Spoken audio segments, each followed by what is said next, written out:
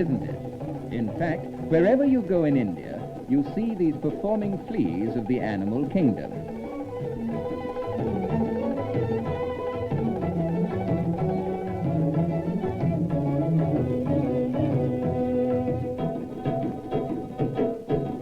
Wherever you are quite at home with this sort of thing, aren't you? For it's in the zoo that you easily get to know a variety of animals. And if you are in India, see more of certain kinds of animals. Like the elephant, for example.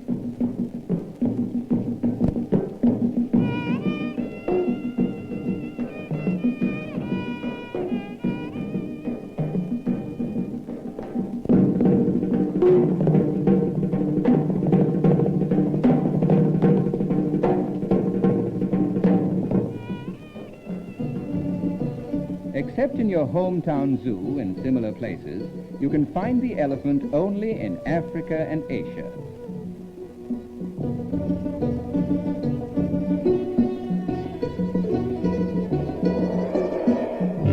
Funny, isn't it, that this giant should be a vegetarian? But there you are. The world of animals is full of surprises.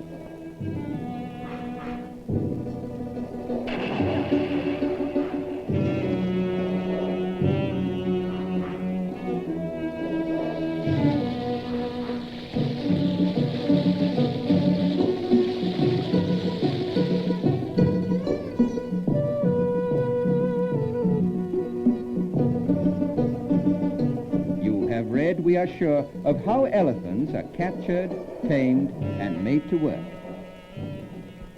Well, here is one such operation.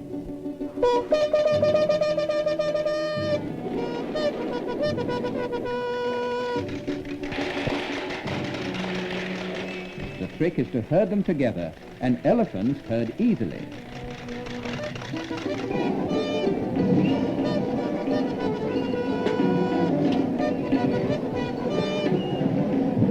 Once they're bunched, the job is to egg them on in one direction, the stockade. En route, if lucky, one can bump into herds of Indian bison.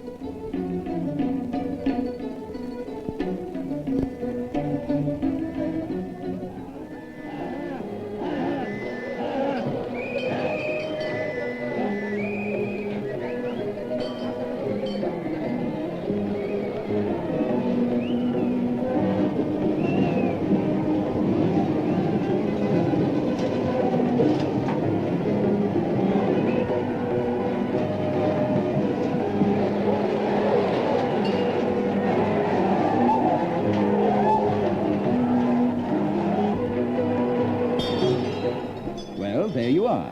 Operation Elephant Capture is done. Neatly done, too.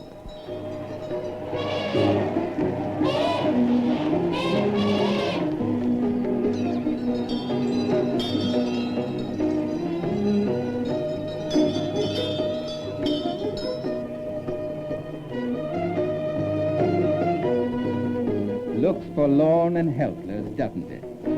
And who knows what thoughts are racing through the giant frame. After a period of breaking in, however, they seem to settle down to their new life fairly amicably.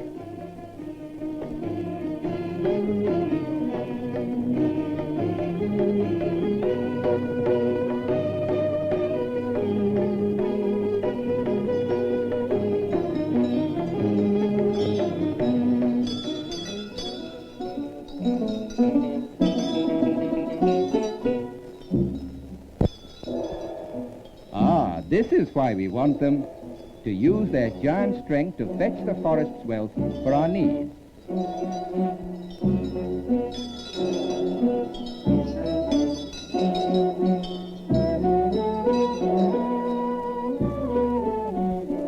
You surely know by now that the elephant is a natural perch for a safe ride through any forest. Extraordinary animal, isn't it? And so is the rhino, the great Indian one-horned rhinoceros, to give it the full description. Looks like a special import from some ancient time.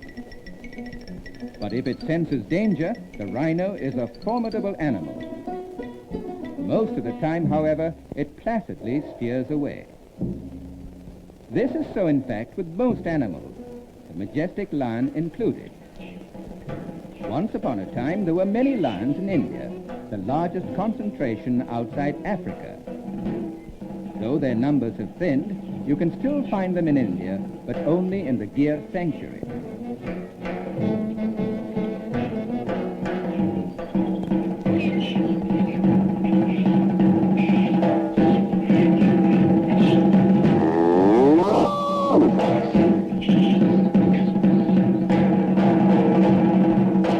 Sometime or the other, you must have played the lions and tigers game. Which is the stronger, the lion or the tiger? As a matter of fact, they are evenly matched, though the tiger is far the more ferocious and cunning.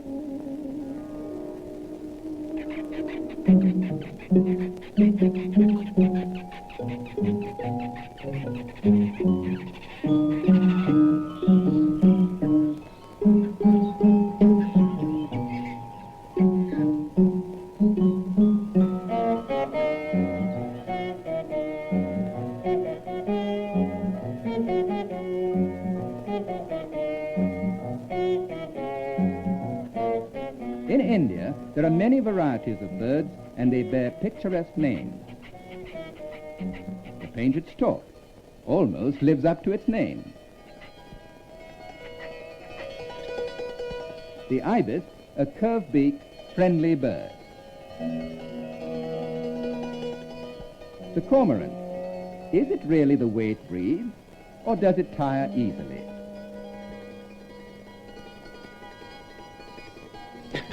The darter, rather mockingly called the snakebird because of its neck. And then, of course, the spoonbill, with a beak just like a spoon. Spectacular, proud of its beauty, the peacock, India's national bird.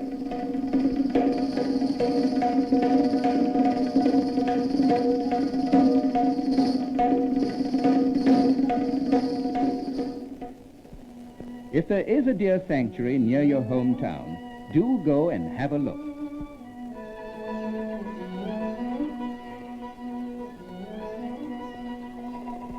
Shy and fleet of foot, deer move in herds.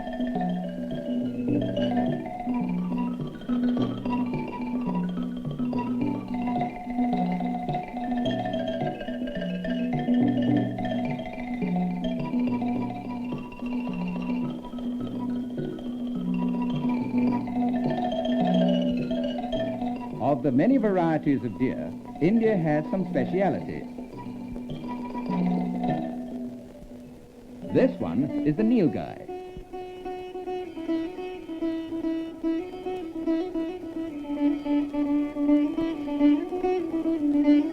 The sambar likes a new look.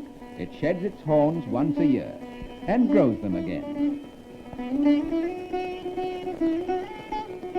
The chinkara, the Indian gazelle, is attractive in its own right.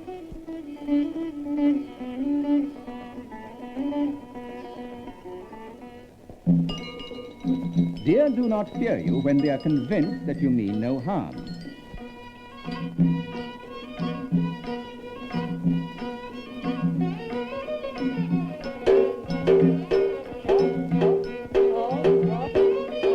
It's an engaging sight to see them respond to a trainer's call when it's dinner time.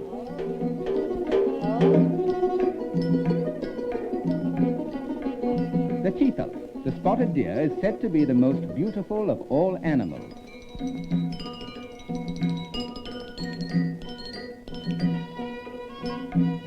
Deer are the gentlest things in the animal world, and vegetarian by habit. Gentle, did we say?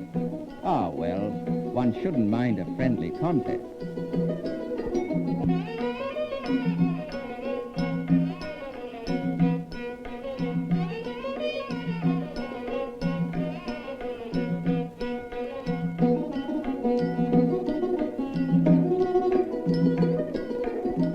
Try it out next time you're in a deer sanctuary. It's real fun to feed them, if they agree to be fed, that is.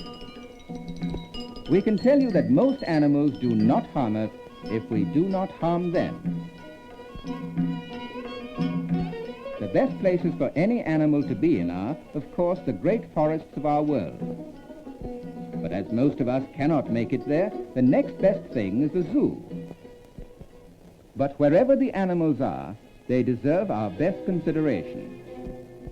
For if we allow them to live and grow, they will extend to all of us and the children to come hours of enchantment.